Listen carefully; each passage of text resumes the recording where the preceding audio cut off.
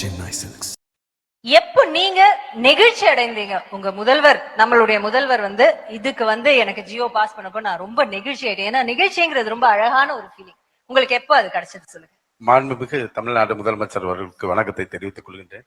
அதாவது அமைச்சராக, துறையினுடைய அமைச்சராகி நான் நிகழ்ச்சியாக ஒரு நிகழ்வை சந்தித்தது என்னன்னா, மாண்புமிகு தமிழ்நாடு முதலமைச்சர் அவர்கள் இந்த பள்ளி கல்லூரி விடுதிகளை சமூக நீதி விடுதியாக மாற்றி பெயர் மாற்றம் செய்து அரசாணை வெளியிட்டது மிகப்பெரிய நிகழ்ச்சியானது. இப்படி நான் ஒரு விடுதிக்கு, கல்லூரி மாணவர் விடுதிக்கு ஆய்வுக்காக சென்றுவிட்டு திரும்புகின்ற பொழுது ஒரு மாணவன் என் இடத்திலே நிறுத்தி நெல்லுங்கள் என்று சொன்னார். என்ன என்று கேட்டேன். நான் சொல்வதை முதலமைச்சருக்கு நன்றி சொல்லுங்கள் என்று சொன்னார். என்ன விவரம் என்று கேட்டேன். அவர் சொன்னார், நான் டிஎன்டி மாணவர் விடுதியில் படித்து வருகிறேன். என்னை மற்ற விடுதிகளுக்கு செல்கின்ற பொழுது, பிசி மற்றும் அதே போல ஆதி திராவிட விடுதிகளுக்கு செல்கின்ற பொழுது நண்பர்களிடத்திலே எங்களுக்கிடத்திலே எந்த வேறுபாடும் கிடையாது. ஆனால் அங்கே என்று அவர்களுடைய நண்பர்களிடத்திலே எங்களை அறிமுகம் செய்கின்ற பொழுது அவர்கள் ஒரு சில சூழலில் எங்களுடைய ஜாதி அடையாளங்களால் எங்களுக்கு ஒரு சில சூழலில் அவமானம் ஏற்படும். அதே ஒரு சில சூழலில் எங்களுக்கு ஒரு மிக மன வருத்தத்தை தரக்கூடிய நிகழ்வாக கூட இருக்கும். ஆனால் இப்பொழுது அந்த நிகழ்வு எங்களுக்கு எங்குமே இல்லை. காரணம், தமிழ்நாடு முதலமைச்சர் அவர்கள் சமூக நீதி விடுதி என்ற பெயர் மாற்றம் செய்து ஜாதி அடையாளங்கள் இல்லாமல் மாற்றி இருக்கிறார். அதற்காக நன்றியை சொல்லுங்கள் என்று சொன்ன பொழுது அருகிலே இருந்த பேராசிரியர் குறுக்கிட்டு, தம்பி, இவ்வளவுதான் நீங்க தெரிஞ்சிருக்கீங்க. நம்ம முதலமைச்சர் எந்த ஒரு திட்டத்தை செயல்படுத்துவதாக இருந்தாலும் அதை 10 ஆங்கிள் அவர் பார்க்கிறார், 10 கோணங்களில் பார்க்கிறார். அதுல எது பெஸ்டா இருக்கோ அதை எடுத்து செயல்படுத்துகிறார். மிகப்பெரிய அந்த திட்டம் வெற்றி பெறுகிறது.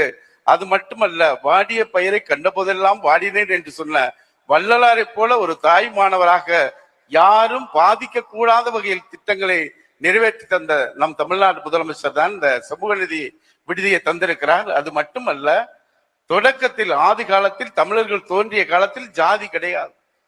தமிழ்நாட்டில் இருக்கின்ற சங்க இலக்கிய நூல்களில் சாதி கிடையாது. ஆனால் இடையில் தான் சாதி வந்திருக்கிறது.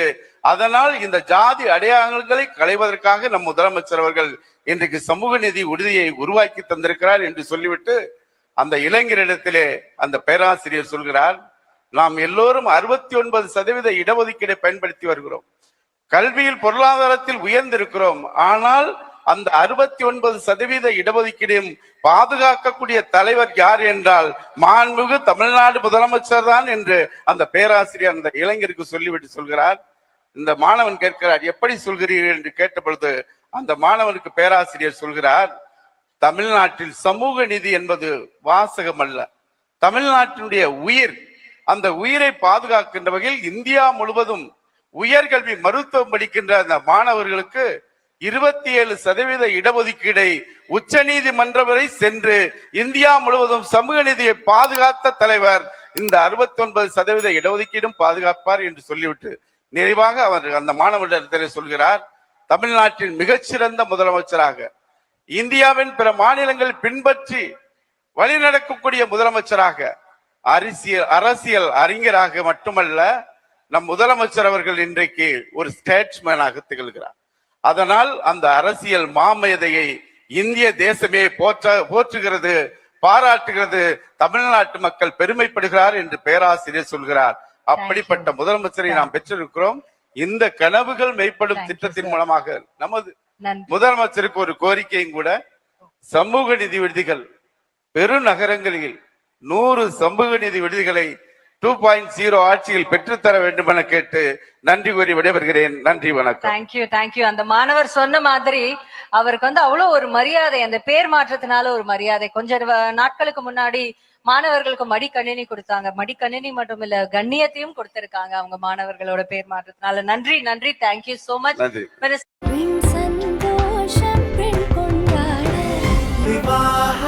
மணப்பெண்ணின் பிரத்யேகமான திருமணம் விவாஹா தி சென்னை சில்க்ஸ். மின்னம்பலம்.com தமிழின் முதல் மொபைல் பத்திரிகை.